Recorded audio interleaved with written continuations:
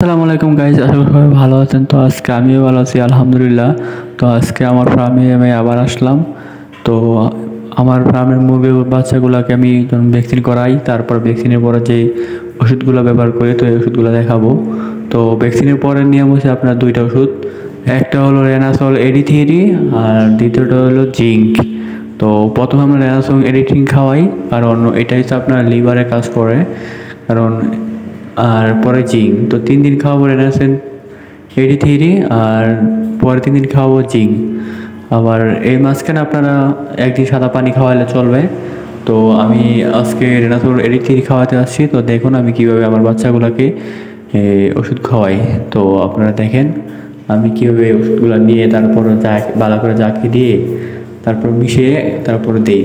তো দেখতে থাকেন।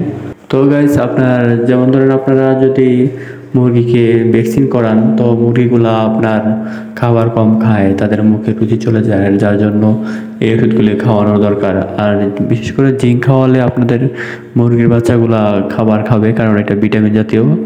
তো আপনারা যারা নতুন, যারা কখনো এগুলা পালন করেন নাই, তাদেরকে বলতেছি, যারা তো অভিজ্ঞ লোক তারা তো জানেনি কীভাবে। যদি আমার কিছু ভুল হয়ে থাকে তাহলে, যদি আমার এখানে কিছু ভুল হয়ে থাকে, তাহলে যারা অভিজ্ঞ লোক যারা জানেন তাকে আমাকে ভুল ধরিয়ে দিবেন।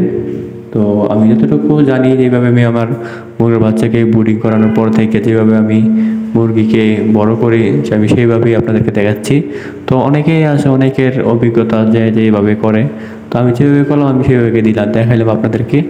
তো দেখুন আমি আমার বাচ্চাগুলোকে কীভাবে খাবার দিচ্ছি। তো আবার এখানে আমি এবার খাবারও দিব, কারণ খাবার যদি না দিই তাহলে শুধু পানি খাবে না, খাবার খেলেও শুধু খাবে, তাই না? তাই আমি খাবার দিচ্ছি। এখন আমি খাবারগুলো এইগুলোর মধ্যে দিচ্ছি, কারণ ওই বাচ্চাগুলো ছোটো, আর কয়েকদিন পরে খাবারের পাত্রের মধ্যে দিব। তো এখন এটির মধ্যে দিচ্ছি। তবে আপনারা যখন হয় তো বড় পাত্র মধ্যে দেওয়ার চেষ্টা করবেন, কারণ এইগুলোর মধ্যে তো বালি যায়, আর বালি খাইলে মুরগি অসুস্থ হয়ে যেতে পারে।